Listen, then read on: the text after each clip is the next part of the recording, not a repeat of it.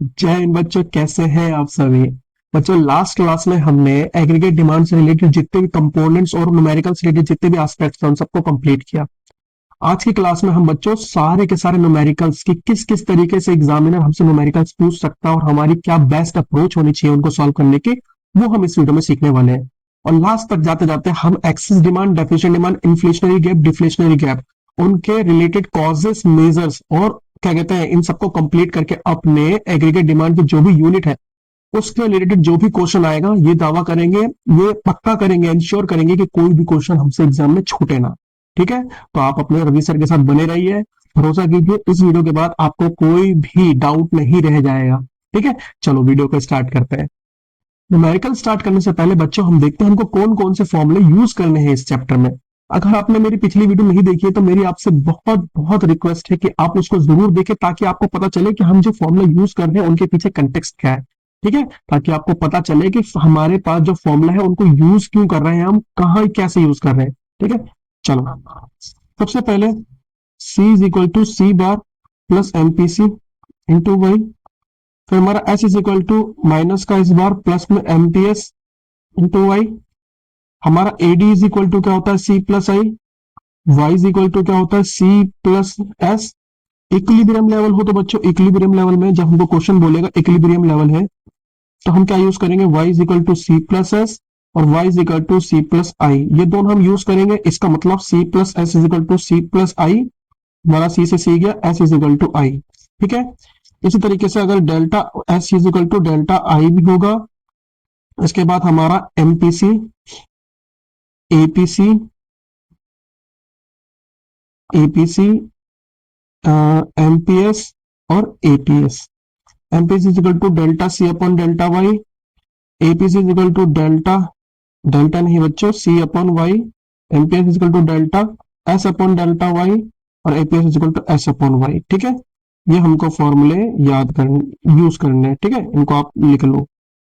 इसके अलावा एक फॉर्मूला और है, K is equal to, K is equal to delta Y upon में डेल्टा आई। ठीक है, जहां पर आई क्या है, हमारा इन्वेस्टमेंट है। K is equal to one upon में एमपीएस और K is equal to one upon में वन माइनस एमपीसी। ठीक है, ये फॉर्मूला लगभग यही सारे फॉर्मूले हैं जो हम यूज करने वाले हैं। ठीक है ना, ये सारे फॉर्मूले हम क्या करेंगे, यूज करने वाले हैं। चलो अब अपने न्यूमेरिकल की तरफ बढ़ते हैं। देखो सबसे पहला क्वेश्चन। ठीक है, क्वेश्चन पढ़ के सबसे पहले ना पार्ट वाइज पार्ट इसको समझने की कोशिश करनी है और जो जो हमें गिवन है उसको पहले लिख लेना है। ठीक है, देखो जैसे इन an economy equilibrium level of income कितना दे रखा है हमको, 1200। तो इनकम देखो कुछ भी दे रखा हो तुमको लास्ट में पता चल गया इनकम है, इक्विलिब्रियम लेवल है, कुछ भी नहीं है। इक्विलिब्रियम लेवल का मतलब हमारा एडी बराबर एएस है, यानी कि वाई इज इक्वल टू कितना दे रखा है, 12,000। ठीक है, शुरुआत में। इसके बाद बोल रखा रेशियो ऑफ एमपीसी। देखो रेशियो वेशियो का घबराना बिल्कुल नहीं है, मैं जैसे बताऊंगा आप वैसे ही करना। हमको रेशियो दिया है किसका, एमपीसी और एमपीएस का रेशियो दिया है। रेशियो को ऐसे लिख सकते हैं आप फोन में, कितना दिया है, 3/1। ठीक है, अब देखो अगर हमको 3:1 इसका रेशियो दिया है तो मेरी बात ध्यान से समझना। MPC plus MPS is equal to क्या होता है बच्चों, 1 होता है। हम इनको क्या लेते हैं, हम इनको एक्स के फॉर्म में लिख लेते हैं। हमें जब भी रेशियो दिया होता है हम उसको एक्स के फॉर्म में निकाल के हम अपना एक्स की वैल्यू निकाल सकते हैं। तो देखो 3x plus 1x is equal to कितना हो जाएगा, 1। 3x प्लस 1x कितना हो जाएगा बच्चों, 4x इज इक्वल टू 1। और x की वैल्यू कितनी है, 1/4, जिसका वैल्यू होती है 0.25। क्या क्लियर है इतना, हमारी x की वैल्यू क्या आ गई, 0.25। अब देखो हमारा रेशियो क्या था, हमारा रेशियो था एमपीसी का 3x। तो ये कितना आ जाएगा, 3 इंटू 0.25, तो कितना आ जाएगा बच्चों, ये आ जाएगा हमारा 0.75। ठीक है, इसी तरीके से हमारा एमपीएस कितना आ जाएगा, एमपीएस वो आ जाएगा हमारा 0.25। ठीक है, तो हमारा एमपीएस और एमपीएस निकल गया। आपको जब भी ऐसा कोई क्वेश्चन दे रखो रेशियो वेशियो से घबराना नहीं है, आपको बस उसको एक्स मान के अपनी एक्स की वैल्यू निकाल के उसमें वैल्यू निकाल लेनी है। ठीक है, हमको क्या बोल रखा है, हमको बोल रखा है calculate additional investment needed to reach new equilibrium level. हाँ देखो हमको बोला एडिशनल, ये एडिशनल वर्ड क्या इंडिकेट कर रहा है बच्चों, हमको बताना है कि हमारा डेल्टा आई कितना होगा। डेल्टा आई इन्वेस्टमेंट मतलब क्या होता है, हमारा इन्वेस्टमेंट मतलब आई, और एडिशनल मतलब और कितना लेके आए, यानी कि चेंज कितना करे, तो हमारा क्या बताना, delta I. Needed to reach the new equilibrium level of income. Income नहीं चाहिए हमको, नहीं, कितनी इनकम नहीं चाहिए हमको, 20,000 करोड़। कितनी इनकम नहीं चाहिए, 20,000 करोड़। तो बच्चों देखो मेरी बात ध्यान समझो। हमारे पास पहले कितनी इनकम थी? 12,000 करोड़। अब कितनी चाहिए हमको? 20,000 करोड़। तो कितनी इनकम चेंज लानी है? चेंज कितना लाना है? तो ध्यान से समझो, हमको जो चेंज लाना है इनकम का वो कितना लाना है? 8,000 करोड़। कितना चाहिए? 8,000 करोड़। तो हमको इन्वेस्टमेंट बतानी है। क्या बतानी? इन्वेस्टमेंट। तो देखो, जब भी आपको इस तरीके के क्वेश्चन पूछे ना जिसमें हमको चेंज इन इनकम बतानी हो, चेंज इन इन्वेस्टमेंट बतानी हो, जैसे अभी इसमें चेंज इन इन्वेस्टमेंट बताना है, और अगर हमको चेंज इन इनकम बतानी है तो भी सेम ही अप्रोच लगाते हैं। कौन सा? आप सिंपल सा लिखो। सबसे पहले हमारे पास एमपीसी और एमपीएस होना चाहिए। क्या हमने एमपीसी और एमपीएस निकाल लिया? बिल्कुल निकाल लिया।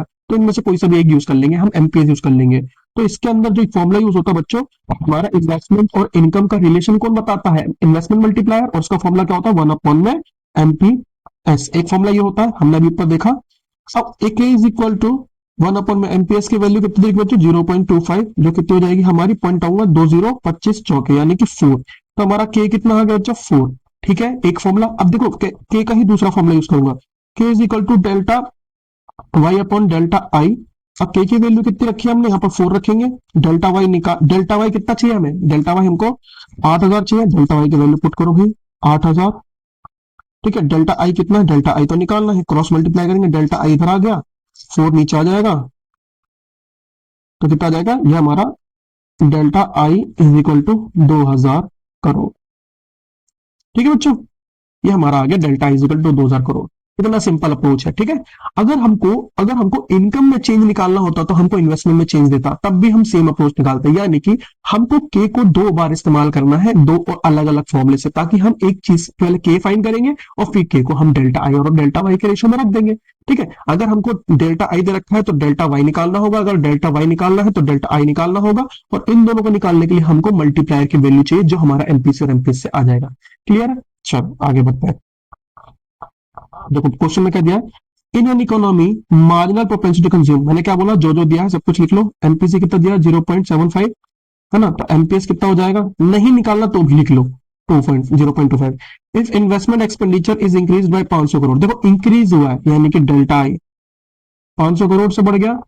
Calculate the total increase in consumption expenditure, total increase in income and consumption expenditure. देखो कंजम्पशन एक्सपेंडिचर यानी कि हमें क्या निकालना है? पहले तो इंक्रीज इन इनकम निकालना आई, और फिर उसके बाद सॉरी इंक्रीज इन इनकम मतलब डेल्टा वाई निकालना बच्चों, और हमको निकालना सी। सी कितना होगा? ठीक है, चलो निकालने की कोशिश करते हैं। अब मेरी बात ध्यान समझो, अभी हमने ऊपर क्वेश्चन करा, अगर हमारे को डेल्टा आई दे रखा है, डेल्टा वाई निकालना है, और हमको हम यहाँ पर एमपीसी और एमपीएस भी दे रखा है, सिंपल क्या करेंगे? हम के निकाल लेंगे। के यानी कि 1 अपॉन में एमपीएस। अब के का फॉर्मूला क्या होता है बच्चों? 1 अपॉन में एमपीएस, और यहाँ पर हमारे पास एमपीएस की वैल्यू हमने निकाल ली। ठीक है, हमको क्वेश्चन में बोला भी निकालने के लिए, नहीं करना, हमने फिर भी निकाल ली। क्यों? क्योंकि मुश्किल थोड़ा ना, दोनों का रिलेशन क्या है? दोनों को प्लस करके 1 आता है, तो हम जब मर्जी निकाल, एक चीज दे रखी है दूसरी चीज आराम से निकाल सकते हैं। तो यहाँ पर 0.25 दिया, पॉइंट आया, फिर वही कटा, तो कितना आ जाएगा? 4। के इज इक्वल टू फिर से 4 आ गया।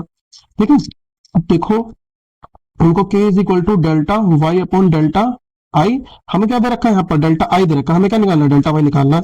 इसकी वैल्यू 4, डेल्टा वाई निकालना है, इसकी वैल्यू कितनी है? 500।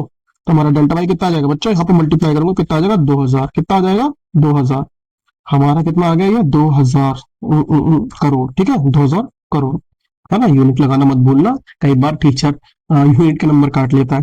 ठीक है, तो हमारा डेल्टा वाई 2,000 करोड़ हो गया। अभी हमारा वाई ही है, क्या है हमारा वाई? इसी लेवल पे हमको क्या बताना है? इसी लेवल पे हमको हमारी इनकम बतानी, कंजम्पशन एक्सपेंडिचर। अब देखो सी इज इक्वल टू क्या होता है बच्चों? सी इज इक्वल टू होता है सी बार प्लस में एमपीसी इंटू वाई। अब हमें क्या बताना? चेंज बताना है ना इसके अंदर। Calculate the increase in consumption. अब देखो सी बार तो हमको दे नहीं रखा, तो कोई बात नहीं, इसको जीरो मान लो। जीरो मान लो। एमपीसी कितना दे रखा है? एमपीसी दे रखा है 0.75, और इसके अंदर हमारा जो इनकम बढ़ी है, कितने से बढ़ी है? 2,000। 2,000 तो हम निकाल लेते हैं अपना, इसको इसमें मल्टीप्लाई करेंगे तो ये कितना आ जाएगा? 1,500। 1,500 आ जाएगा। 2 5 जा 15, 2 5 जा 10, एक सेकेंड, 2,000 इंटू में 0.75 इक्वल टू कितना आ गया? 1,500। बिल्कुल सही आ रहा है, करो। तो हमारा कंजम्पशन कितने से बढ़ जाएगा दोस्तों? 1,500 से। ठीक है, हमारा कंजम्पशन कितने से बढ़ जाएगा? 1,500 से बढ़ जाएगा। तो चेंज इन कंजम्पशन कितना हो गया हमारा? 1,500। ठीक है, ये हमारा क्वेश्चन हो गया कंप्लीट। ठीक है, कोई डाउट? अभी तक कोई डाउट नहीं होना चाहिए। ठीक है, अब देखो नेक्स्ट क्वेश्चन क्या बोला है? इन an economy investment expenditure is increase by 400 crore. Investment expenditure किससे बढ़ेगा? 400 करोड़ से। और एमपीसी हमको दे रखा है 0.8, कैलकुलेट इंक्रीज। तो इसको आप करके बताना, है ना। सेविंग और इन्वेस्टमेंट, देखो हम कौन सा फंक्शन यूज करा हमने कंजम्पशन निकालने के लिए, हमने कंजम्पशन निकालने के लिए यहां पर यूज करा है कंजम्पशन फंक्शन। तो अगर सेविंग में चेंज निकालना होगा तो आप कौन सा फंक्शन यूज करोगे, सेविंग फंक्शन यूज करोगे, ठीक है। और सेविंग फंक्शन क्या होगा, S equal to minus S bar plus में एमपीसी। अब एस बार तो नहीं रखा, उसको क्या करोगे, जीरो मान लोगे, हमारा एमपीएस इंटू में वाई कर दोगे, ठीक है। अब बिल्कुल सेम इसी तरीके से हम सेकंड भी निकाल लेंगे, ये आपको करके मुझे ना कमेंट में बताना है, ठीक है, करके बताना है इस क्वेश्चन को। चलो, इस क्वेश्चन को आपको करके बताना है। नेक्स्ट क्वेश्चन करते हैं। ये देखो, ये एग्जाम में आया हुआ क्वेश्चन है, एग्जाम, ठीक है, ये प्रीवियस ईयर का एग्जाम में आया हुआ क्वेश्चन है, मैं ईयर भूल गया लेकिन एग्जाम में आया हुआ क्वेश्चन है। अब ध्यान से देखो, हमको दे रखा है क्या, you are given consumption function of an imaginary economy, ठीक है। हमको क्या करना है, फाइंड एमपीएस और the level of break even point. मेरे को एक बात बताओ, एमपीएस यहाँ पर जो हमको कंजम्पशन फंक्शन दे रखा है, कंजम्पशन फंक्शन होता है क्या, सी बार प्लस में एमपी सी इंटू में वाई। अब यहाँ पर अगर इसमें इसको कंपेयर करो 100 प्लस में 0.8 वाई, तो हमारा एमपीसी कितना हो जाएगा बच्चा, एमपीसी इक्वल टू 0.8 हो जाएगा। तो हमारा एमपीएस कितना हो जाएगा, हमारा एमपीएस हो जाएगा 0.2। क्यों, क्योंकि MPC plus MPS is equal to होता है 1।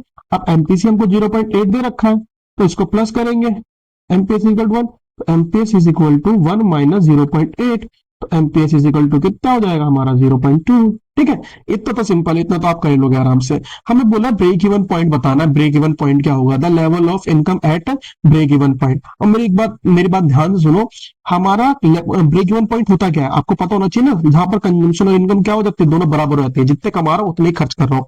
अब कंजम्पशन और इनकम बराबर है तो हम इसको रख लेते हैं, equal equal to Y equal to C bar plus में एमपीसी इंटू में वाई। अब मेरी बात ध्यान सुनो, वाई दे रखा है, नहीं दे रखा, वाई को लिख लो, हम वाई दे रखा है तो वाई हमको नहीं दे रखा, कोई नहीं कोई नहीं। सी बार दे रखा है 100 दे रखा है, प्लस में एमपीसी दे रखा है, हाँ बिल्कुल दे रखा है, कितना दे रखा है 0.8 दे रखा है, ठीक है। और ये वहां वाई दे रखा है, क्या ये वाई जो है इधर आके माइनस हो जाएगा, ये 0.8 वाई है और ये एक वाई है, एक वाई। याद रखना, कई बच्चे इस चीज में कंफ्यूज होते हैं कि सर ये माइनस कैसे हो गया, अरे है तो वेरिएबल ही, इसके आगे ये 0.8 वाई है, ये 1 वाई है, 1 वाई में से 0.8 वाई जाएगा, 1 वाई माइनस 0.8 वाई, प्लस का जाके माइनस हो गया, इज इक्वल टू 100 बचा, 100, और इसमें जाएगा कितना हो जाएगा 0.2 वाई इज इक्वल टू 100, और ये वाई इज इक्वल टू कितना हो जाएगा, देखो 100 अपॉन में 0.2, पॉइंट हटाएंगे, जीरो लगाएंगे और कितना आ जाएगा 500। यानी कि हमारा ब्रेक इवन पॉइंट का कंजम्पशन कितना हो गया बच्चों, इनकम कितना हो गया बच्चों 500, कंजम्पशन भी कितना होगा 500, क्योंकि दोनों तो बराबर ही ना उस लेवल पे। हमने सही करा है, हमने सही करा है, बिल्कुल सही करा है हमने, ठीक है। चलो 500, और यहाँ पर किस पॉइंट में देखा, देखो कोई भी हमको यूनिट नहीं रखी तो कोई बात नहीं, कोई भी यूनिट में लगा लेकिन रुपीज लगा दो, ठीक है। चलो नेक्स्ट देखो, इस क्वेश्चन का नेक्स्ट पार्ट हमने ये पूरा कर लिया। इसका नेक्स्ट पार्ट देखो, हमको बोल रखा है यहाँ पर, देखो सेविंग फंक्शन दिया है ना, where S is saving and Y is national income, investment I दे रखे हैं। हमको देखो बोल रखा है कि इन्वेस्टमेंट एक्सपेंडिचर का लेवल भी दे रखा है, कैलकुलेट इक्विलिब्रियम लेवल। देखो बच्चों, इक्विलिब्रियम लेवल का मतलब क्या होता है, इक्विलिब्रियम लेवल का मतलब होता है हमारा, ये हमारा सेकंड क्वेश्चन है, इसको और बोल देते हैं। इक्विलिब्रियम लेवल का मतलब होता है हमारा जहां पर एडी बराबर किसके होता है, एएस के होता है, ठीक है। एडी बराबर किसके होता है, एएस के होता है। और आपको एक चीज बताओ, अभी मैंने ऊपर दिखाया था ना, एडी को कैसे लिखते हैं हम, सी प्लस आई, ये हमने पिछली क्लास में पढ़ा था, और एएस को कैसे लिखते हैं, सी प्लस एस। बच्चों सी से सी कटेगा तो आई बराबर क्या होता है, एस होता है, तो यानी कि हमारा आई इज इक्वल टू क्या हो जाएगा, एस हो जाएगा। जो हमें निकालना क्या है, हमें निकालना है calculate equilibrium level of income, income निकालनी है इक्विलिब्रियम लेवल की, कोई बात नहीं निकाल लेते हैं। अच्छा एक बात बताओ, क्या ये हमको सेविंग फंक्शन दे रखा है, कितना दे रखा है, माइनस का 60 प्लस का 0.1 वाई। मैं इसको यहां कर लेता हूं, सेविंग फंक्शन दे रखा है माइनस का 60 प्लस का 0.1 वाई। क्या हम इससे कंजम्पशन फंक्शन निकाल सकते हैं, मैंने आपको लास्ट क्लास में बताया था कि हमारी जितनी ऑटोनोमस कंजम्पशन होती है उतनी सेविंग होती है, यानी कि दोनों बराबर होते हैं। बस हमारी जो सेविंग होती है ना वो नेगेटिव होती है, लेकिन हमारी कंजम्पशन क्या होती है, पॉजिटिव होती है। तो ये जो माइनस का 60 इसको प्लस का 60 कर दो। अब यहाँ पर ये चीज क्या है, यहाँ पर ये चीज एमपीएस को शो कर रहा है, किसको शो कर रहा है, एमपीएस को। हमें एमपीसी निकालना, एमपीसी कितना हो जाएगा इसके साथ 0.9 और 5 का वाई रहेगा, निकल गया। अब देखो तो y इज इक्वल टू क्या होता है बच्चों, y इज इक्वल टू होता है c प्लस हमारा एस दे रखा है, नहीं आई दे रखा है हमको, आई कितना दे रखा है हमको, आई दे रखा है हमको 4000 करोड़, कितना दे रखा है 4000 करोड़, एक बार देख लेते हैं। आई दे रखा है हमको 4000, इधर रखा ना इन्वेस्टमेंट एक्सपेंडिचर 4000, ठीक है। तो ये देखो हमारा A B is equal to Y is equal to C plus I हो गया, वाई के निकालने, Y is equal to 60 plus में 0.9, इसको मैंने एक्सपेंड कर दिया, इसकी इसकी वैल्यू वैल्यू रख दी 0.9y प्लस में ये हमारा 4000। अब देखो 4000 प्लस 60 कितना हो जाएगा, 4060, और ये 0.9y है, इधर आके क्या हो जाएगा, जैसे अभी माइनस करा था ना, बिल्कुल इसी तरीके से ये 1y है और 0.9y है, इधर आके माइनस हो जाएगा, कितना बचेगा 0.1y इक्वल टू ये 60 प्लस ये 4000 कितना हो जाएगा 4060। y is equal to 4060 upon में 0.1 पॉइंट आऊंगा यहाँ पर जीरो लग जाऊं, आंसर कितना आ गया 40600। y इज इक्वल टू कितना आ गया 40600 करोड़। क्या आपको समझ में आया? समझ में आया? क्वेश्चन इजी था, कोई दिक्कत नहीं थी? चलो ठीक है। अगर आपको समझ में ना आया तो बच्चों इसको फिर से एक बार रिपीट करके देख लेना, ठीक है, एक दो बार फिर से रिपीट करके देखोगे आपको पूरा क्लियर हो जाएगा ये। चलो आगे बढ़ते हैं। सपोज मार्जिनल एमपीसी, एमपीसी दे रखा है हमको 0.8, एमपीसी कितना दे रखा है 0.8। How much increase in investment is required to increase in national income by 2000 crore. हमको देखो, हमको नेशनल इनकम इनकम यानी कि डेल्टा वाई बोल रखा है 2000 करोड़ बढ़ानी है, तो हमें डेल्टा आई यानी कि इन्वेस्टमेंट कितना करना पड़ेगा, क्योंकि इनकम किस पे डिपेंड होती है, इन्वेस्टमेंट पे। ये हमने लास्ट क्लास में पढ़ा था। चलो हमारे को एमपीसी दे रखा है 0.8, तो बच्चा एमपीएस कितना हो जाएगा 0.2। आप कहोगे कि सर आप हर बार एमपीसी एमपीएस क्यों निकालते हो, तो देखो हम जो हमारा के है ना, के हमारा 1/1 माइनस एमपीसी से भी निकल सकता है, ठीक है, मैं आपके सारी डाउट क्लियर कर रहा हूँ, इससे भी निकल सकता है, बट मेरे को ये ज्यादा आसान पड़ता है, एमपीएस अपॉन में एमपीएस ये ज्यादा आसान पड़ता है, ठीक है, तो इसलिए मैं तुरंत तुरंत निकाल देता हूँ। तो के इज इक्वल टू 1 में ये क्या है 0.2, ठीक है, पॉइंट हटाया कितना आ जाएगा हमारा पास, हमारे पास आ जाएगा 10/0.2, ये हो जाएगा हमारा 5। के इज इक्वल टू कितना आ गया हमारा बच्चों 5, ठीक है। अब जरा ध्यान से देखो, हमारे पास हमको कितनी चाहिए इनकम सो, के इज इक्वल टू दूसरा फॉर्मूला डेल्टा वाई अपॉन में डेल्टा आई, ठीक है। के का फॉर्मूला क्या है हमारे पास, के की वैल्यू है हमारे पास 5, डेल्टा वाई हमको 200 चाहिए, डेल्टा आई हमें निकालना है, डेल्टा इधर भेजूंगा, डेल्टा इधर भेजूंगा, तो delta I is equal to कितना हो जाएगा 200 बटे में 5, कितना हो जाएगा 5 हो जाएगा, यानी कि हमें कितना चाहिए बच्चों, कि इन डेल्टा आई हमको चाहिए 40 करोड़, ठीक है। देखो हमारी जो मल्टीप्लाई आ रही थी वो 5 आ रही थी ना, यानी कि अगर हम 1 रुपया लगाएंगे तो हम 5 रुपए कमाएंगे, 5 गुना आ रही थी, तो देखो हम 40 कमाएंगे तो 200 कमाएंगे, 40 लगाएंगे तो 200 कमाएंगे ना, इसलिए हमारी डेल्टा आई आ गई हमारी 40, ठीक है, कोई मुश्किल नहीं था। और आपने एक चीज नोटिस करी होगी, सर ये तो एक पैटर्न बन रहा है, पहले के निकालो एमपीसी से या एमपीएस से, फिर उसके बाद के की वैल्यू में K is equal to delta Y delta I रखे हैं, डेल्टा वाई की वैल्यू पुट करो और उसके बाद हमारा आंसर निकाल लेंगे। हाँ बिल्कुल ये पैटर्न ही है, ठीक है, आपको जैसे समझ में आए जैसे सही लगे वैसे करो, बस इन क्वेश्चंस को छोड़ना मत, फ्री के मार्क्स होते हैं, 2-3 मिनट में पक्के मार्क्स मिल जाते हैं। अब देखो दे रखा है गिवन दैट नेशनल इनकम, देखो नेशनल इनकम वगैरह कुछ भी मैंने लास्ट क्लास में बताया था, कई बार इनकम को किससे दे देता है, नेशनल इनकम को दे देता है, मतलब बोल देता है नेशनल इनकम है, ठीक है। अब देखो हमको नेशनल इनकम यानी कि इनकम ही दे रखी है 80 करोड़, ठीक है, और उसके बाद कंजम्पशन एक्सपेंडिचर रखा है 64 crore 64। Find APC, sorry APS निकालना है, अच्छा एपीएस निकालना है, कोई बात नहीं। एक बात बताओ बच्चों, सेविंग कितना हो जाएगा अगर इनकम 80 है और खर्च हम कंजप्शन पे 64 कर रहे हैं, मैंने बताया था ना, इन दोनों का माइनस करेंगे तो क्या आ जाएगा हमारा सेविंग आ जाएगा। भाई हमारे पास 80 रुपए इनकम है, अब उसका 64 रुपए खर्च करें, जो नहीं खर्च करें वो हमारी सेविंग है, तो कितना आ जाएगा 80 माइनस 64 यानी कि 16, ठीक है, तो 16 हमारी क्या होगी सेविंग। एपीएस क्या हो जाएगा बच्चों, एपीएस हो जाएगा 16/80, है ना। एपीएस का फॉर्मूला क्या होता है, एपीएस का फॉर्मूला होता है सेविंग अपॉन में बाई, सेविंग हमारी 16 और हमारी इनकम हमारी 80, इसको डिवाइड करेंगे 8 टू जा, यानी कि 8 टू जा 8, 8 10 जा 2 1 जा और 2 5 जा, कितना आ जाएगा एपीएस इज इक्वल टू हमारा आ गया 0.2, कितना आ गया हमारा एपीएस 0.2, ठीक है, एपीएस 0.2 आ गया, कोई दिक्कत नहीं। सर क्या इसको हम एपीसी निकाल के 1 में से माइनस नहीं कर सकते थे, बिल्कुल वैसे भी कर सकते थे, हम इसको ऐसे भी कर सकते थे कि पहले हमने एपीसी निकाला C upon Y, APC is equal to कितना हो जाएगा 64/80, ठीक है, 8 8 जा और 8 4 जा 8 10 जा, तो एपीसी इज इक्वल टू कितना हो जाता है 0.8, तो हमारा एपीएस कितना आ जाता है बच्चों, दोनों का सम कितना होता है 1 होता है, तो हमारा आ जाता है 0.2। दोनों तरीके से हम कर सकते हैं, कोई भी दिक्कत नहीं है। देखो इसके बाद क्या बोला था, when income rises to 100 crore, जब इनकम 100 से बढ़ जाए, इनकम राइजेस राइजेस कितनी बढ़ गई बच्चों 100 करोड़ हो गई, 100 करोड़, देखो इसने ये बोला है कि इनकम 100 करोड़ हो गई है, इनकम राइजेस टू, बाय नहीं बोला, टू बोला, income rises to consumption expenditure to 78, consumption expenditure बोला है, सी बढ़ गई हमारी 78 हो गई। अब हमारी जो नई जो कंजम्पशन इनकम है वो कितनी हमारे पास 78। अच्छा पहले कितनी थी, पहले हमारी थी ये कितनी 80, और ये कितना था बच्चों 64, ठीक है। क्या बोला, हमको बोल रखा है एपीसी निकालो और एमपीसी निकालो, ओके ओके कोई दिक्कत नहीं है भाई साहब। एपीसी का फॉर्मूला बच्चों, एपीसी का फॉर्मूला है सी अपॉन वाई। अब देखो हमारे पास कितनी है कंजम्पशन 78 अपॉन में 0, तो कितना आ जाएगा बच्चों 0.78। इसमें तो कोई दिक्कत नहीं है, तो बहुत सिंपल था, ठीक है, डायरेक्ट निकाल दिया, दो जीरो को हटाया, दो नंबर पॉइंट काउंट करके पॉइंट लगाया तो हमारा 0.7 आ गया, है ना। हमारा एपीसी कितना आ गया 0.78। हमको क्या निकालना है एमपीसी, एमपीसी का फॉर्मूला होता है बच्चों delta C upon delta Y. अब मुझे एक बात बताओ, पहले इनकम कितनी थी, पहले थी हमारी 80, अभी कितनी हो गई 100, कितनी बढ़ गई 20 बढ़ गई सर।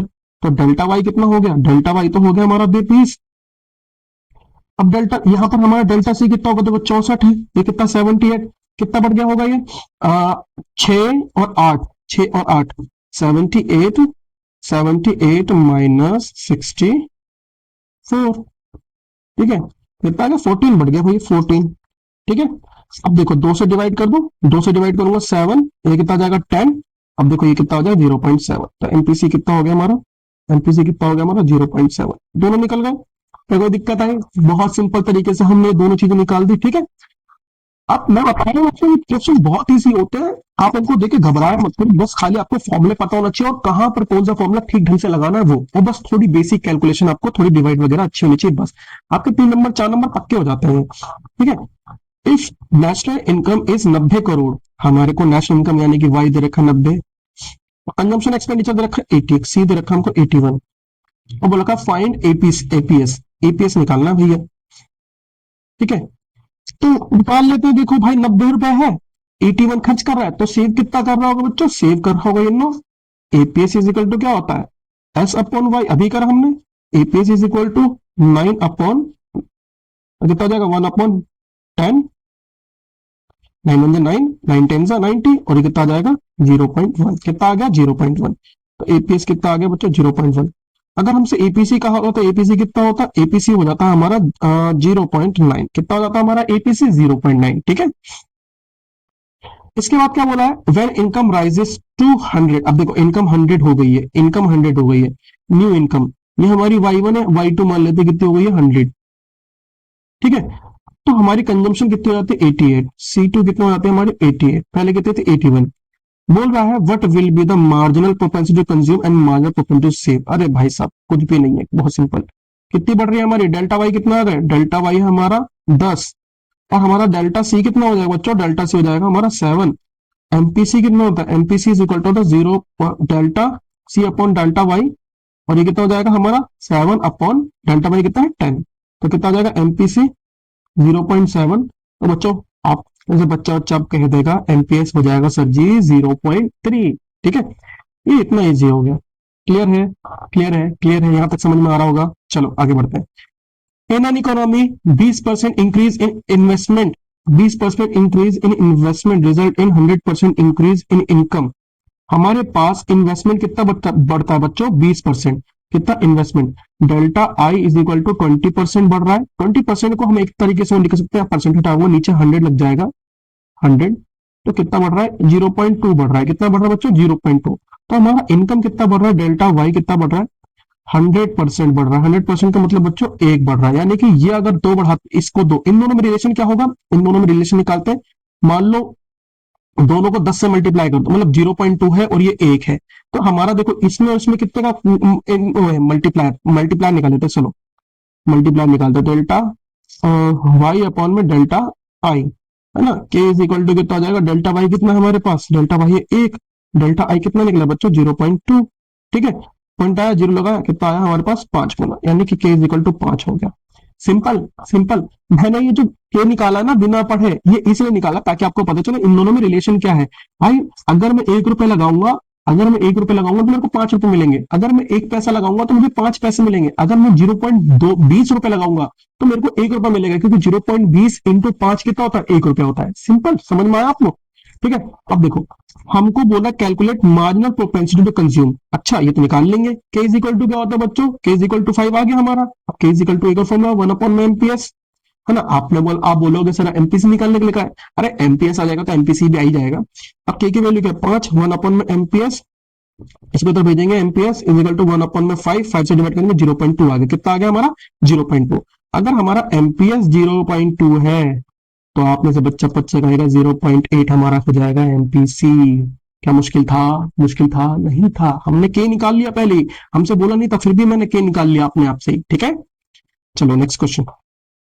इफ एन इकोनॉमी, एक इकोनॉमी के अंदर कंजम्पशन फंक्शन दे रखा है। देखो, मैं जब भी क्वेश्चन करूँ ना, अब मैं जब भी क्वेश्चन करूँ तो उससे पहले आप उसको अटेम्प्ट करने की कोशिश करो। वीडियो पोस्ट करो, क्वेश्चन अटेम्प्ट करो, फिर मेरा सोल्यूशन देखो और उसके बाद देखो आपने कितना सीख लिया। ठीक है।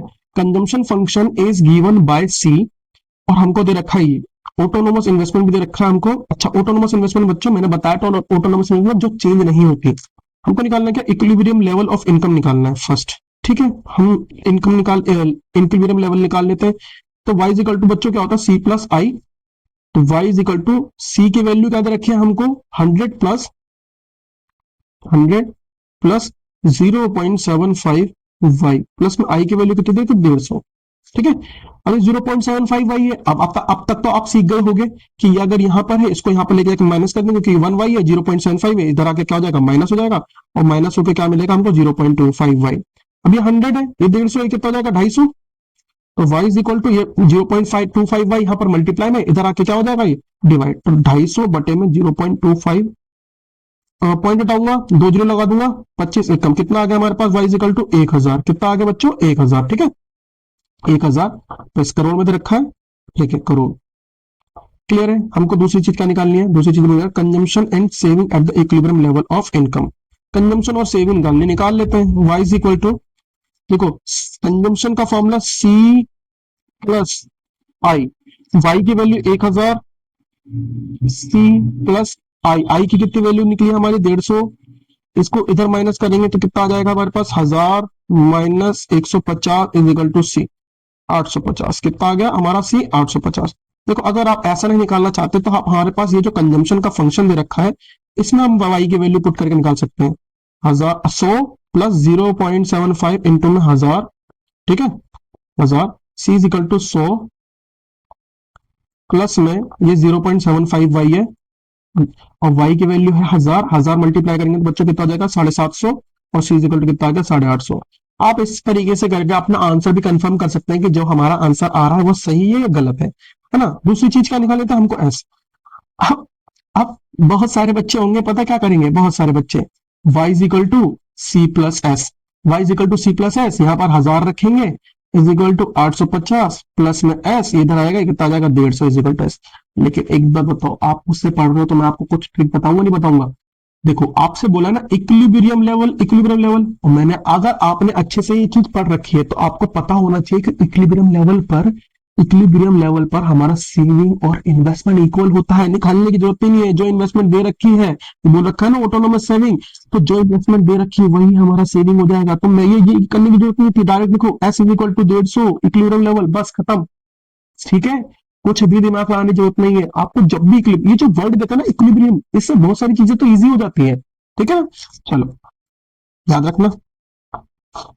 चलो इसको भी जल्दी से वीडियो पोस्ट करो, उसको करने की कोशिश करो, फिर आप उसके बाद मेरा सोल्यूशन देखना है। ठीक है, मैं करने की स्टार्ट करता हूँ। Calculate autonomous consumption, autonomous consumption expenditure from the following. देखो सी बार निकालना है। क्या निकालना है? सी बार। हमको क्या दे रखा है? इनकम दे रखा है वाई 1200, हमको एमपीएस दे रखा है 0.25 वाई, और इन्वेस्टमेंट आई दे रखा है हमको बच्चों कितना? 100।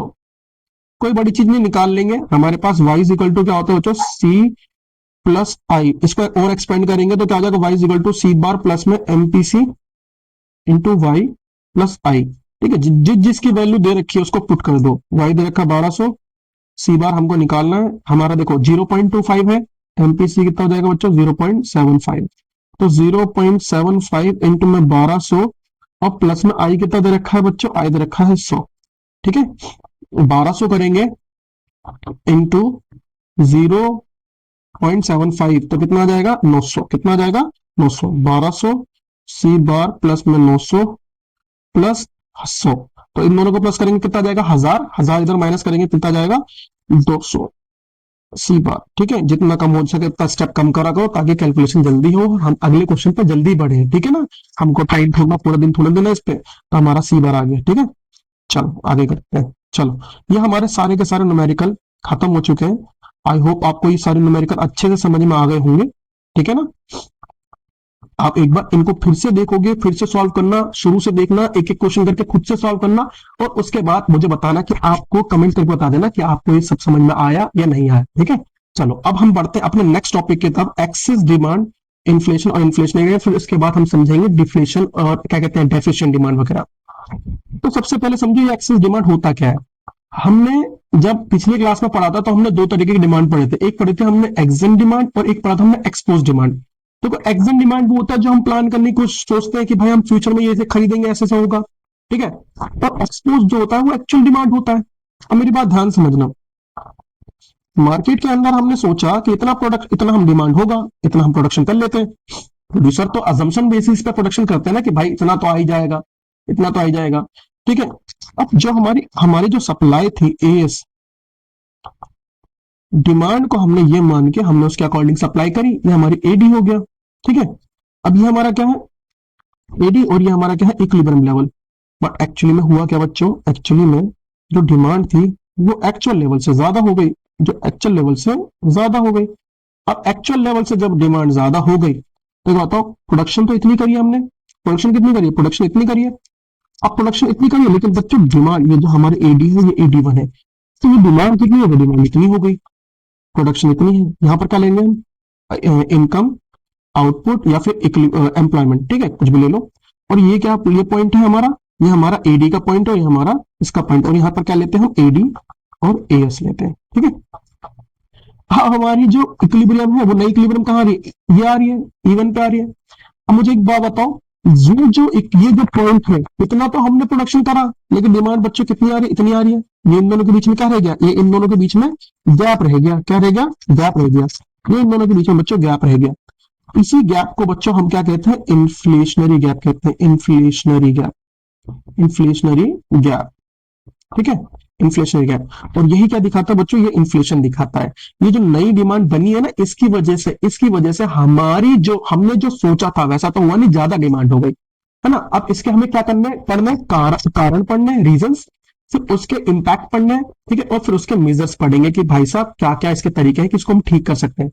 अब मेरी बात ध्यान समझो, बच्चों को ना बहुत दिक्कत आती है इस चीज में कि कई बार वो कंफ्यूज हो जाते हैं कि भाई साहब ये इन्फ्लेशनरी गैप है, ये डिफ्लेशनरी गैप। एग्जाम में पूछ लेते ना कई बार, इन्फ्लेशनरी गैप, डिफ्लेशनरी गैप। तो मैं आपको बताता हूँ, देखो सीधी सीधी बात है, जो आपकी नई डिमांड कर्व है ना, उससे हमारा इवन बनेगा। जो हमारा पुराना वाला इक्विलिब्रियम होता है ना, हमेशा परपेंडिकुलर उससे डालो। जो हमारा पुराना इक्विलिब्रियम कौन सा, ये वाला, ये तो नया इक्विलिब्रियम है, तो हमेशा परपेंडिकुलर किससे डालना है आपको, परपेंडिकुलर हमेशा हमारा पुराने वाले इक्विलिब्रियम से डालो। अगर वो ऊपर है तो ऊपर से नीचे आएगा, अगर वो नीचे है तो नीचे से ऊपर जाएगा। ये तो एक ट्रिक हो गई आपको कि आप कभी कंफ्यूज ना हो। ठीक है, जो हमारा पुराना वाला इक्विलिब्रियम होगा उससे ही हम हमेशा क्या डालेंगे, परपेंडिकुलर डालेंगे अपने इन्फ्लेशनरी गैप या डिफ्लेशनरी गैप को निकालने के लिए। क्लियर है, क्लियर है। चलो अब आगे बढ़ते हैं। ठीक है, अब देखो कॉजेस क्या है इसके, इन्फ्लेशन के कॉजेस। तो मेरी बात ध्यान समझो, इन्फ्लेशन किस किस कारण से हुई। इन्फ्लेशन मतलब लोगों ने डिमांड ज्यादा कर दी। तो डिमांड कब ज्यादा होगी, डिमांड तो तब ज्यादा होगी ना जब मार्केट के अंदर पैसा बहुत ज्यादा आ गया है। अब पैसा आने का कारण क्या है, पैसे आने का कारण ही अगर हमें पता चल जाए तो हमारे पास कॉजेस पता चल जाएंगे। देखो, लोगों के पास कंजम्पशन एक्सपेंडिचर बढ़ गई इसलिए डिमांड बढ़ गई। Increase in investment expenditure, investment बढ़ रहा है तभी डिमांड बढ़ रही है, क्योंकि इन्वेस्टमेंट किसको प्रोड्यूस करता है, इन्वेस्टमेंट बताता है कि हमारी इनकम कितनी होनी है। तो अगर हमारे पास इन्वेस्टमेंट बढ़ जाए तो इनकम भी बढ़ जाएगी, इनकम बढ़ेगी तो कंजम्पशन अपने आप बढ़ जाएगा। ठीक है, तो इन्वेस्टमेंट एक्सपेंडिचर। दूसरा गवर्नमेंट ज्यादा खर्चा करने लग जाए, क्योंकि जब गवर्नमेंट खर्च करते है बच्चों, पैसा कहाँ जाता है, इकोनॉमी में जाता है, लोगों के पास जाता है। मान लो गवर्नमेंट ने बजट ऐसा बनाया कि लोगों को एम्प्लॉयमेंट बहुत ज्यादा मिल रही है, सैलरी बहुत ज्यादा मिल रही है ना। अब ऐसा हो सकता है कि भाई साहब सब्सिडीज बढ़ जाए। सब्सिडीज बढ़ने से क्या होता है बच्चों, सब्सिडीज बढ़ने की वजह से हो सकता है सब्सिडीज बढ़ जाए तो लोगों की इनकम या फिर जो लोग खर्च कर रहे थे उसके अंदर से उनकी जो इनकम है वो पहले से बढ़ी हुई नजर आ रही है ना। मान लो एक सिलेंडर 1000 रुपए का है, 1000 रुपए का, बंदे के फिक्स 1000 रुपए जा रहे थे। अब सरकार इसके ऊपर 500 रुपए की सब्सिडी देने लग गई, तो 500 तो बच गए ना, 500 तो बच गए ना, तो उसकी वजह से भी कंजम्पशन बढ़ेगा नहीं बढ़ेगा उसका, बिल्कुल इसी वजह से भी सब्सिडीज बढ़ती है तो भी हमारा क्या हो जाएगा, कंजम्पशन बढ़ जाएगा। और या फिर हो सकता है टैक्स रेट कम हो जाए। मान लो बंदे की जो इनकम थी, किसी बंदे की जो इनकम थी वो 1000 रुपए थी, ठीक है, सरकार इसके ऊपर 40% का टैक्स ले रही थी। मैं एक एग्जांपल के लिए समझा रहा हूं, ठीक है। तो 600 रुपए उसके पास इनकम बचते थे।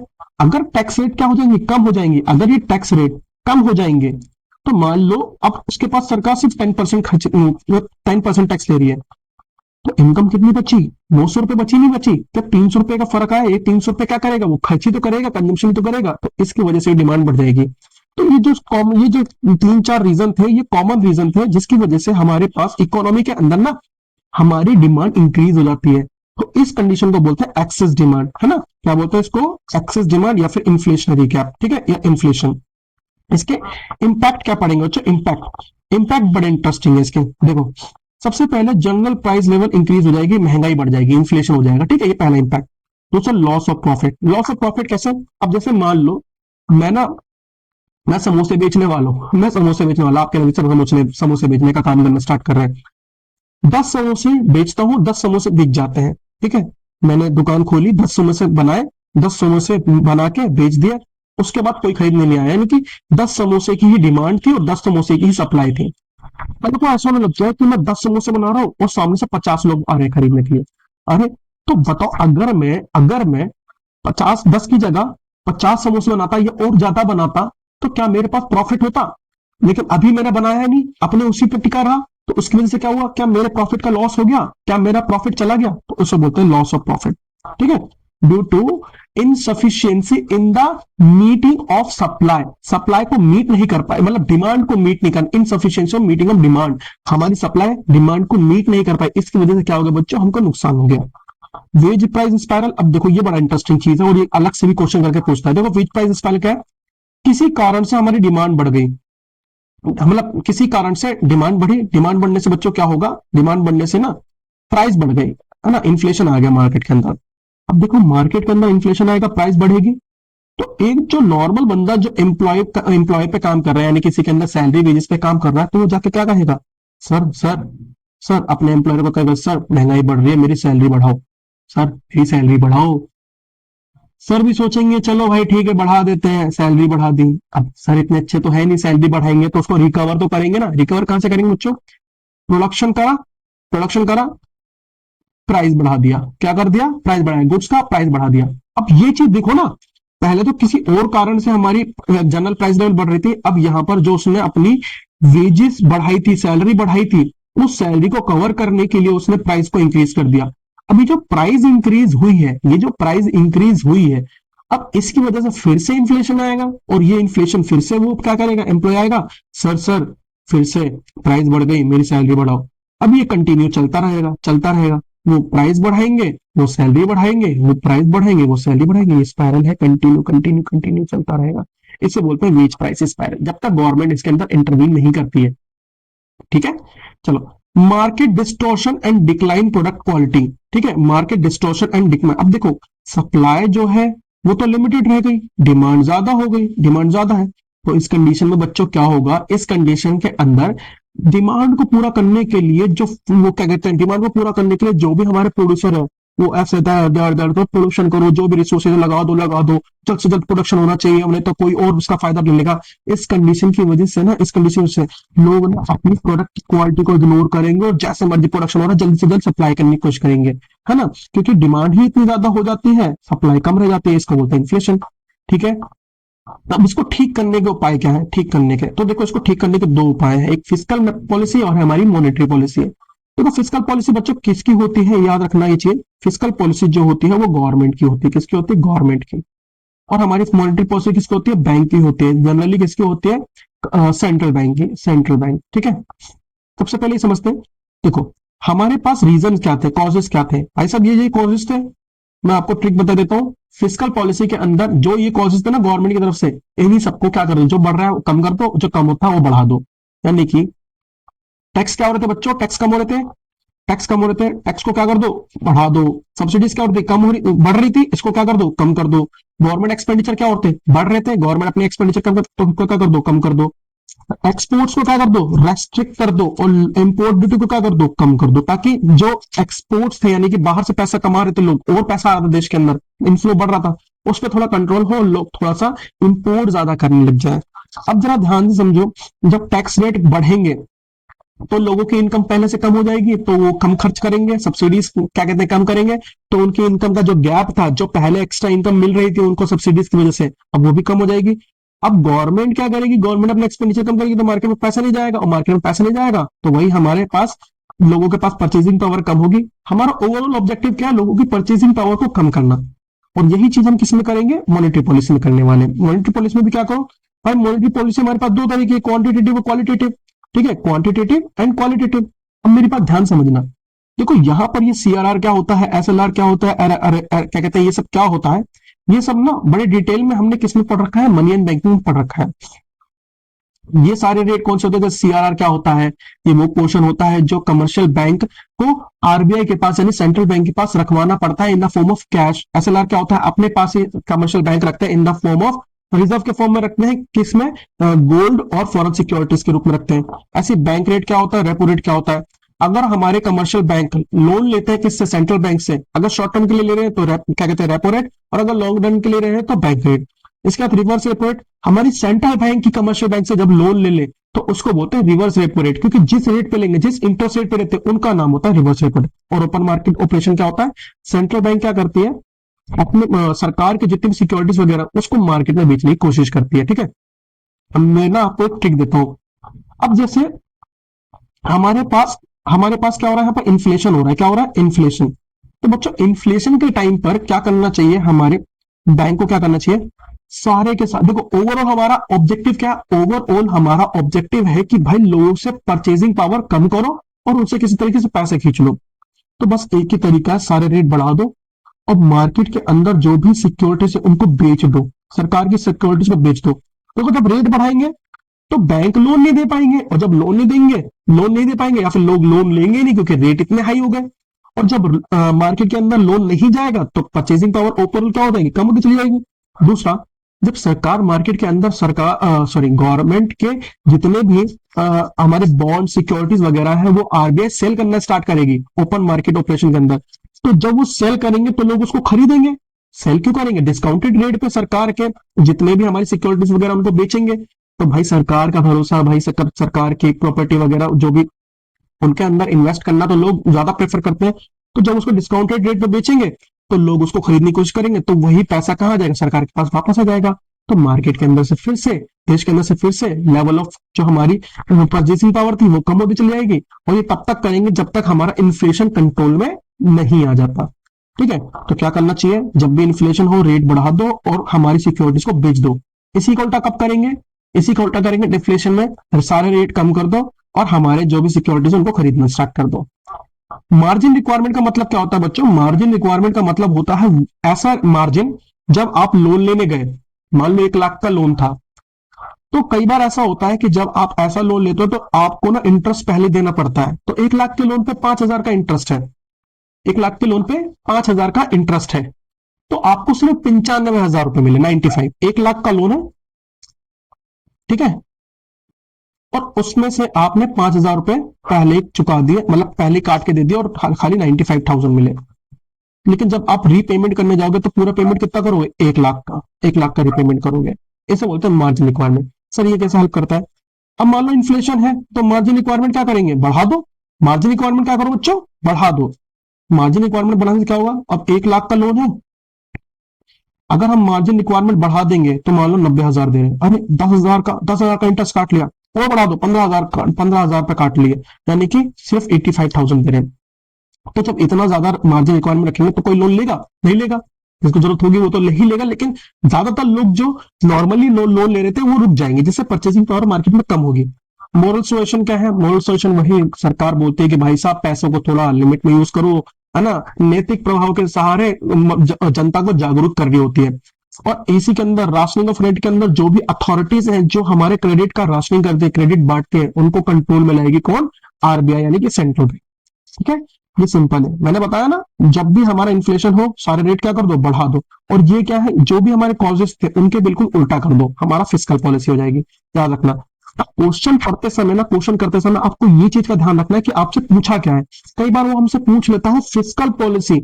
आपको क्वेश्चन में पढ़ना है कि आपसे फिस्कल पॉलिसी पूछा, क्योंकि अगर सिर्फ फिस्कल पॉलिसी पूछे तो आपको सिर्फ फिस्कल पॉलिसी में आंसर देना है। अगर मॉनेटरी पॉलिसी पूछे तो आप इन दोनों में से कोई से मॉनेटरी पॉलिसी में आंसर दे सकते हो। और अगर आपसे कुछ भी नहीं पूछता, सिर्फ मेजर्स पूछता है, तो आप दोनों में दे सकते हो। ठीक है, सिंपल। चलो आगे बढ़ो। देखो, अब बात करते हैं हमारे डेफिशिएंट डिमांड की। डेफिशिएंट डिमांड क्या होता है दोस्तों? डेफिशिएंट डिमांड का मतलब होता है हमने सोचा था कि इतना प्रोडक्शन होगा, है ना, प्रोडक्शन सोच के चले कि भाई इतना प्रोडक्शन होगा, लेकिन प्रोडक्शन तो भैया, प्रोडक्शन तो जो होना चाहिए था उससे कम रह गया। प्रोडक्शन जो होना चाहिए था उससे कम रह गया, है ना। ईडी1 हमारी इक्विलिब्रियम पहले यहाँ थी, हमने इस हिसाब से हमने क्या करा, हमने इस हिसाब से सप्लाई करी, प्रोडक्शन इस हिसाब से करा। ये क्या है, वाई या आउटपुट है, आउटपुट, या फिर एम्प्लॉयमेंट ले लो। और हमारा वाई ओरिजिन एक्स एक्सेस, ये हमारा क्या हो गया, ये हमारा एडी। ठीक है, अब लेकिन हमारी इक्विलिब्रियम यहाँ आ गई भाई। हमने आउट प्रोडक्शन इतना करा, अब कितना कम रह गया, प्रोडक्शन इतना कम रह गया, इतना कम रह गया, ये हमारा E1 है। तो यार बच्चों ये क्या कहलाएगा, ये कहलाएगा हमारा डिफ्लेशनरी गैप, डिफ्लेशनरी गैप। ठीक है, मैंने अभी आपको बताया ना, हमेशा पुराने वाले इक्विलिब्रियम से क्या करो, परपेंडिकुलर डालो, तो हमारा ये क्या कहलाएगा, डिफ्लेशनरी गैप। हमने प्रोडक्शन इतना कर दिया, लेकिन एक्चुअली में डिमांड कितनी हुई, इतनी हुई, यानी कि डिमांड जितनी हमने सोची थी उससे कम हुई, जितना सोचा था उससे कम हुई। यानी कि हमारी जो एग्जैक्ट डिमांड है ना, एग्जैक्ट डिमांड है, एक्सपोज डिमांड उससे कम रह गई। ठीक है, एक्सपोज डिमांड उससे कम रह गई, हमने जो सोचा था उससे कम डिमांड हुई, याद रखना। ठीक है, चलो ये चीज समझ में आ गई होगी आपको। देखो हमारा डिफ्लेशनरी गैप इसके अंदर और हमारा इन्फ्लेशनरी गैप इसके अंदर। ठीक है, ये दोनों कर आपको बनाने आने चाहिए, ये गैप क्या होता है ये पता होना चाहिए। ठीक है, क्वेश्चन तीनों लैंग्वेज से पूछ सकता है, और इसको हम क्या बोलते हैं, डेफिशिएंट डिमांड भी कहते हैं, डिफ्लेशनरी गैप भी बोलते हैं, और डिफ्लेशन भी बोलते हैं। इसके अंदर क्या होता है बच्चों, इसके अंदर मार्केट के अंदर ना गुड्स, लोगों के पास पैसा खत्म हो जाता है मार्केट में, लोग चीजों को खरीदना, कंजम्पशन करना कम कर देते हैं, जिसकी वजह से ना मार्केट के अंदर सामान बहुत ज्यादा नुकसान होता है, और प्रोड्यूसर प्रोडक्शन करना छोड़ देते हैं। अब इसके कॉजेस पढ़ते हैं, तो आओ कॉजेस पढ़ते हैं। तो देखो सबसे पहला कॉज क्या है इसका बच्चों, सबसे पहला इसका कॉज है डिक्रीज इन कंजम्पशन एक्सपेंडिचर। बिल्कुल उल्टा होगा, बिल्कुल उल्टा होगा। किसके उल्टा होगा, हमने जो इन्फ्लेशन में पढ़ा था ना, बिल्कुल उसका उल्टा कॉजेस है ना, याद रखना, बिल्कुल उल्टे कॉजेस है। और आप एक की याद करके दूसरे का बिल्कुल उल्टा कर सकते हो। तो decrease in consumption expenditure, decrease in investment. अब भाई कंजम्पशन एक्सपेंडिचर कम करेंगे तो ऑफकोर्स लोग कम खरीदेंगे, इन्वेस्टमेंट कम हो जाएगा तो लोगों के पास इनकम कम हो जाएगी, इनकम कम होगी तो कंजम्पशन भी कम होगा, डिमांड कम हो जाएगी। डिक्रीज इन गवर्नमेंट एक्सपेंडिचर, सरकार कम खर्चा करेगी तो लोगों के पास पैसा कम पहुंचेगा, तो लोग डिमांड फिर से कम करेंगे। सब्सिडीज कम होगी, सब्सिडीज कम हो जाने की वजह से इनकम बढ़ी हुई लगे, मतलब इनकम कम लगेगी, और इनकम कम लगेगी तो कंजम्पशन फिर से कम होगा। और टैक्स बढ़ा देंगे फिर से इनकम का स्लैब कम हो जाएगा। वही है हमारा, वही कि अगर मान लो 100 रुपए मतलब 1000 रुपए कमा रहा है, इनकम टैक्स पहले 10% था, 900 रुपए बच जा रहे थे, टैक्स सरकार ने 30% कर दिया, अब 700 रुपए बच रहे हैं, 200 रुपए क्या हो गए, कंजम्पशन कम हो जाएगी। तो इस वजह से भी हमारी कंजम्पशन क्या हो जाती है, कम, डिमांड भी क्या हो जाएगी, साथ में कम हो जाएगी। ठीक है, ठीक है, चलो आगे करते हैं। ये तो सिंपल है, कॉजेज तो सिंपल है, इसके इम्पैक्ट, इसके इम्पैक्ट इंपॉर्टेंट है। इम्पैक्ट देखो, हमारा अनवांटेड स्टॉक जमा हो जाएगा, यानी कि कोई प्रोड्यूसर चाहेगा कि मैंने जो बनाया वो मेरे पास बचा रहे, अरे जो भी प्रोडक्शन करो सब बिका, सब बेच दो, जो भी प्रोडक्शन हो सब बिक जाए, ये तो चाहता है। ये कम से कम बचा है हमारा प्रोडक्शन। लेकिन भाई अगर हमारे पास प्रोडक्शन पहले से ज्यादा बचा रहेगा, प्रोडक्शन बहुत ज्यादा बचा रहेगा, तो उसमें दिक्कत हो जाएगी ना। तो इसीलिए इसको क्या बोलते हैं, अनवांटेड स्टॉक बोलते हैं। लॉस ऑफ प्रॉफिट, प्रॉफिट्स का लॉस, यहां भी प्रॉफिट्स का लॉस हो जाएगा। कैसे, अरे भाई जो हमारे पास सामान है वो बिका नहीं, अगर उसे बेचते तो हमको प्रॉफिट होता, लेकिन यहाँ पर वो बिका नहीं तो लॉस हो गया ना।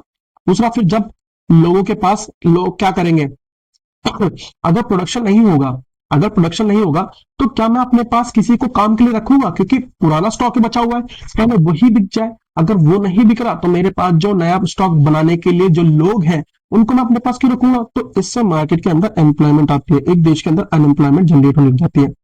और इसके बाद डिफ्लेशनरी स्पाइरल, डिफ्लेशनरी स्पाइरल देखो उसके अंदर क्या था, वेज प्राइस स्पाइरल था, इसके अंदर डिफ्लेशनरी स्पाइरल।